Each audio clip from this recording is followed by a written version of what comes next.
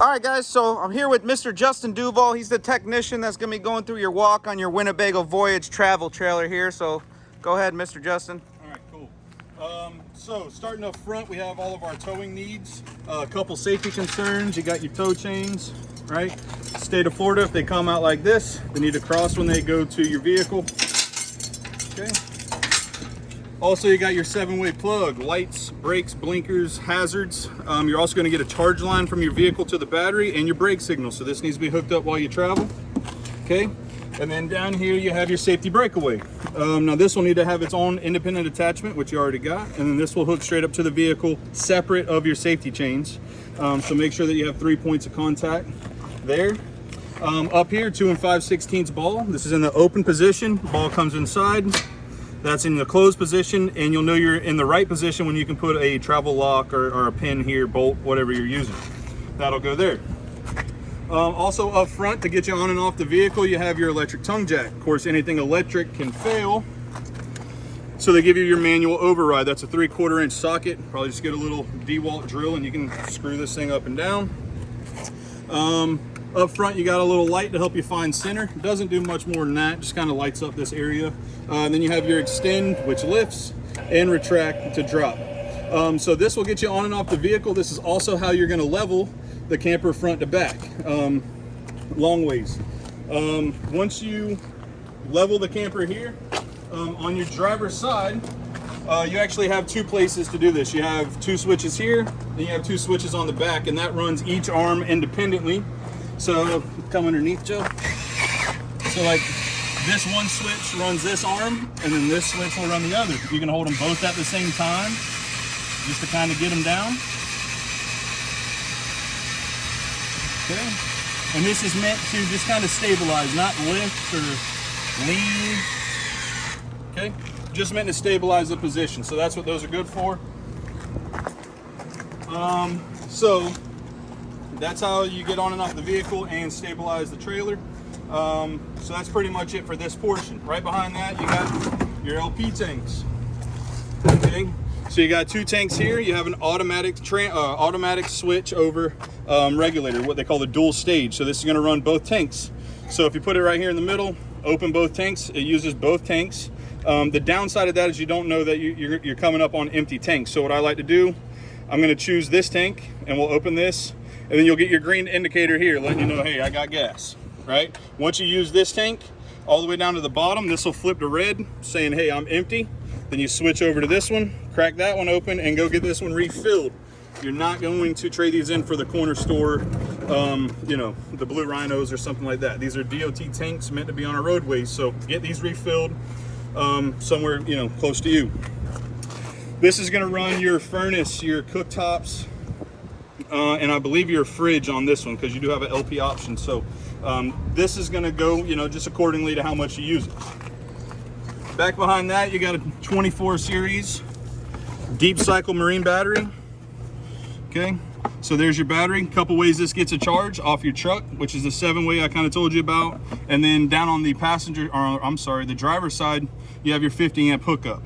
Once you hook in your power, your converter will throw power up to the battery and keep it topped off. Okay, these will go bad just sitting in the sun or sitting in storage, so you can pop these off and then add battery acid. Of course, you're going to use gloves and eye protection to put that in.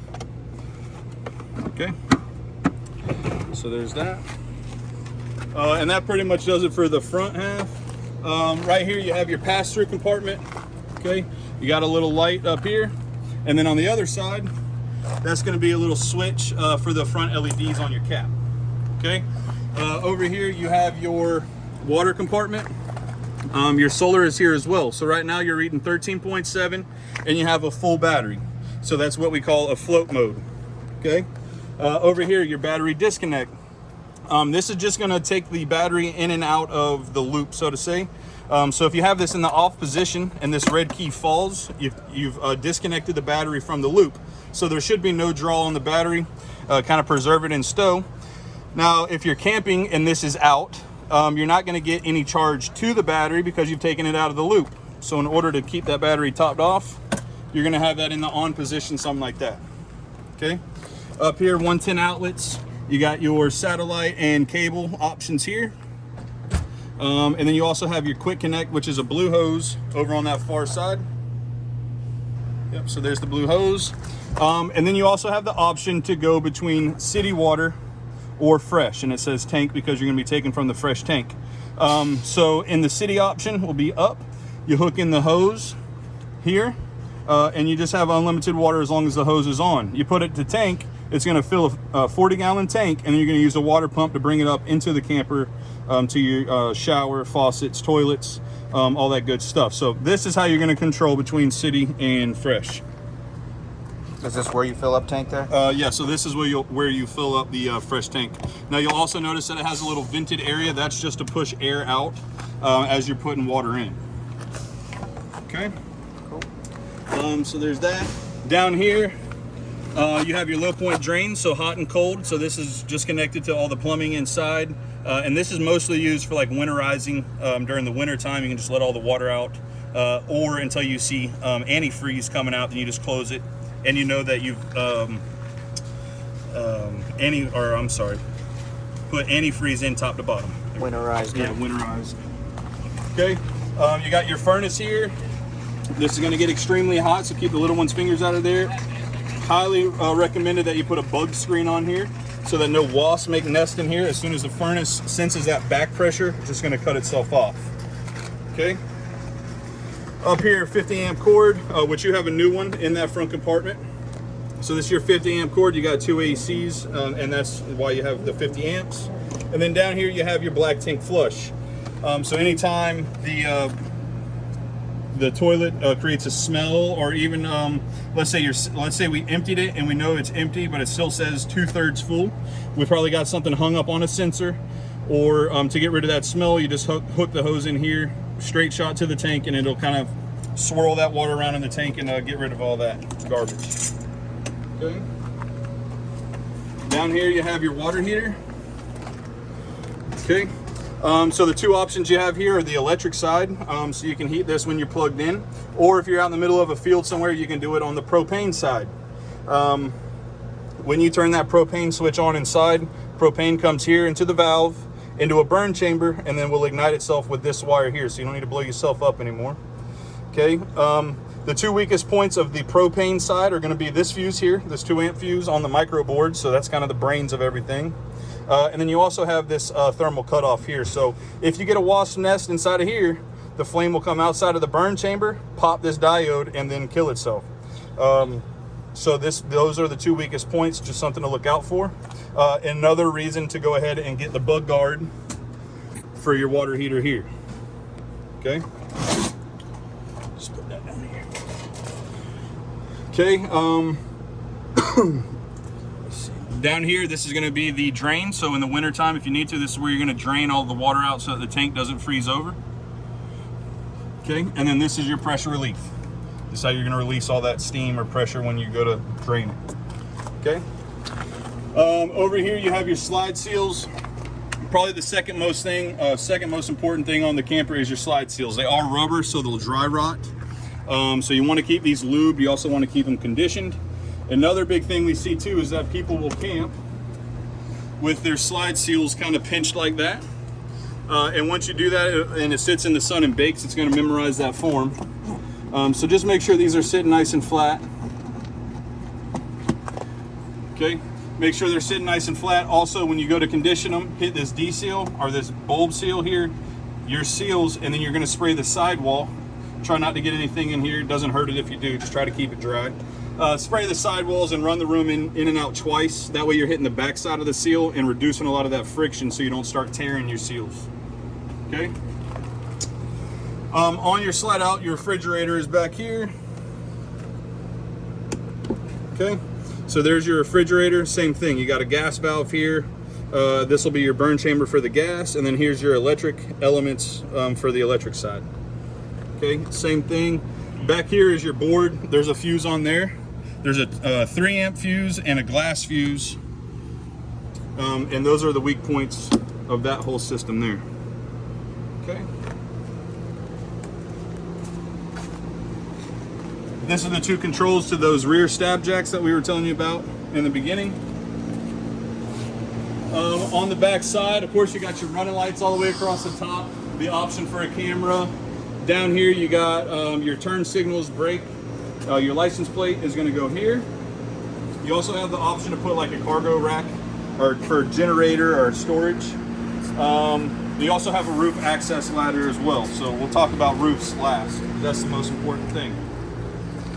Same thing with these seals. You're going to want to condition those. Like I said, spray the box, run it in and out twice to hit the back side of the seal and to lubricate the sidewalls. On this side, biggest thing to talk about is probably the awning.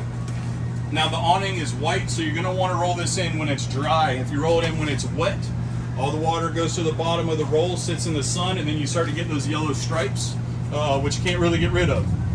So try to keep it dry in there.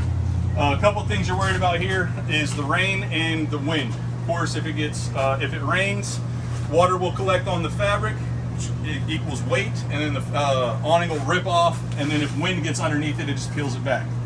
So try to keep them in if the storm's coming in. Down here you have your outdoor marine speakers. Okay. And then over here you also have a 110 outlet for hooking up a TV, and this is going to be like a cable out here. Okay, so you can watch TV, kind of barbecue out here, do your thing. This is that quick connect hose we were telling you about, and this is a brand new 50 amp cord. You got a little light up here as well. Okay, so that pretty much rounds up the outside. We're going to go ahead and cut over to the inside. Okay. All right, so when you first walk in the door, first thing you see is your control panels. This is kind of the brains. Right here you have your main slide. So your main slide is going to be your kitchen slide and your entertainment center. That's your main slide. Your second slide is going to be over here. So your living quarters and your dinette. Okay. Over here, your main awning. So that's the awning I was just showing you. You have the extend and retract buttons there. Your entry lights. That's going to be just this light right above you when you walk in. And then your main ceiling lights. You'll notice that everything around the outside of the camper is still on. So if you want to pan in on this, that's because this is just a little button right here in the middle. So all of those are manual. Kind of use them as you'd like. Okay. Over here, security lights. That's going to be on the back side, so you can dump. And then your awning lights are here. You got your LP water heater and your electric. So here's where you're going to make the decision what kind of what you're going to heat that water with. The electric side, you turn that on, it's going to do its thing. It's a little bit slower than the propane. And then this is where you go with propane. Let's see the lights here. I don't see it. Okay, so if you turn on your propane side of the water heater and this light comes on after, let's say, 10 seconds, it's failed to light. You just turn it off, turn it on. You'll get the 3 more tries to light. Okay. Over here you got the water pump option, so you fill that 40-gallon tank. You use the water pump to bring it inside to all your showers and faucets. Okay, and then you also have your tank heater. Just if you're in like freezing conditions, this is just a low amp heating pad pretty much. Okay. Up here you're pre-wired for Wi-Fi, so that'll be an add-on. And then this up here is for the vent over the stove, so you can open or close the vent and then fan on or off. Okay, so that's pretty much the brains. Making our way this way, you got your thermostat. A couple options with the thermostat. Let's see, we'll start from ground zero. You got your fan option. Preferably keep it on auto, but you can go low or high. It'll always run if you do that. So the auto is when it just shuts off by itself. The snowflake is cool. Okay. And then the heat signal is, of course, the furnace. Okay. In here, this will be your bathroom. You got the foot pedal for the toilet. I want to go ahead and show them that, Joe. Okay. So just pressing it a little bit down, you're going to get your water, and then all the way to the floor is how you would dump. Okay. Back behind you, same thing. There's also a fan in here, vent open or closed. You got your light switch here, and then you have your GFI here. Now, if you lose power at multiple outlets, you probably just have a GFI. One, the camper's got to have power to it, and then you just hit reset. Okay. Over here in your bedroom, So you got your reading lamps up top, wardrobe, storage up top, and then right here on the side of the bed, you'll have your USBs and 110 outlets. You see those? Oh yeah, I got them. Yep, right here. That way you can hook up CPAPs or whatever. Okay, right behind Joe in this cabinet here, you also have the option for you're supposed to use a combo washer dryer, and it's ventless. You can add a vent there. It's a 4-inch hole in the side of your coach, so I'd probably go with a ventless combo if I could. Okay. And then all the options that I showed you here are for same applied to your bedroom AC. With that said, this is the only thermostat you can get to your furnace with. Okay. Down here you have your power panel, all your breakers for your house side. So anything that has an outlet is going to be on a breaker. Anything that runs off the battery will be off of a fuse. Red LED. If one of these fuses pop, a red LED light comes on, shows you exactly which fuse is blown. If it's a 15, you replace it with a 15. Okay. Over here you got your pantry, pretty large. Okay. And then this is your Dometic refrigerator. Up here is your eyebrow, what they call. This will be the on-off button. So right now we have power. And then let's see.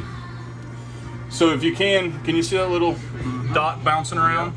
Okay, so right now we're on auto. Auto means that it's looking for the electric element when you're plugged into power. And then the automatic comes in if you lose power, it automatically flips over to propane, so you don't spoil food. So that's the automatic option, or just straight gas. And that gas option is going to be used when you're going down the road. Okay, these do take about 8 hours to cool down, so run them the day before your trip. Go ahead and get that thing cranking. Okay, microwave here, nice big cooktop, 3-burner stove. You also have the oven down below. This is a pilot, so you'll have to light this with a grill lighter here. And then all of these are just on a spark here. This is a friction plate, not a battery, so you don't have to really worry about it. And then you got some nice lights to work with. Okay. Over here you got your TV, you got your radio. Of course, zone 1 is inside, zone 2 is outside. One volume for everything. So if you're cranking it outside and you bring it in, it's going to be cranking in here. You'll also have your fireplace. This runs off of electric, not propane. So as long as you're plugged in, you can produce heat here on a high or low fan, or you could just use it as the kind of an ambiance with the lighting. On the back side of your kitchen island, you have 2 switches here. That's for your sconce lights. All right, so you got that nice one in the middle, or you have the 2 outsides, or you have both. Okay. Right here on these 2 lights here, that's going to be on a switch right here. And then you also have 110 outlets, USBs back there. Okay, same thing over here. And then this is going to be the switch for the dinette. Down here you have your LP and carbon monoxide detector. This runs off the battery. It's going to be smelling for gas leaks and also methane from your toilet. So the only time this will go off is when it senses one of those, or if it has a low battery. If it has a low battery, it's saying, hey, I can't protect you anymore. At that point, you need to figure out why the battery's going dead. Okay? I think that's pretty much it on your Winnebago. Once again, my name's Justin Duval. We got Joe here. Give us a call. Anything we can do to help. We hop right on the phones and try to get that knocked out for you. Y'all have a good one.